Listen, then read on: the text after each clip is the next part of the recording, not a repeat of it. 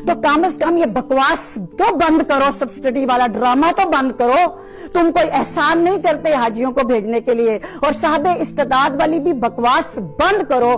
तुम्हारे पाकिस्तान में, मेरे पाकिस्तान में इस वक्त साहब इस्तेदाद सिर्फ हराम कमाई खाने वाला, हराम कमाई कमाने वाला ही बदमाश साहब इस्तेदाद है। वही कुर्बानियां कर सकता है, 60-60 हजार का बकरा ले सकता है, या कोई बड़ा सफेद पोश जो है वो एक गरीब, एक मतवस्त पाकिस्तानी अगर अल्लाह के घर दियारे गैर जाना ही चाहता है तो उसको आगे से बकवास करते हो कि तू ज़कात दे, तू नमाज पढ़, तू वालिदैन की रोज ज़ियारत कर ले, तेरा हज हो जाए। इसी तरह तो मस्जिद कुबा में जब आप जाते हैं तो आपका उम्रा हो जाता है। इसका मतलब ये नहीं है कि वो मस्जिद में आप जाएं तो आपका सही उम्रा की तरह हो जाता है। वो एक मिसाल दी कि मस्जिद कुबा में जाना इतनी बड़ी बात है, वहां पे 2 नफल पढ़ना, कि वो उम्रे की तरह उसका सवाब है।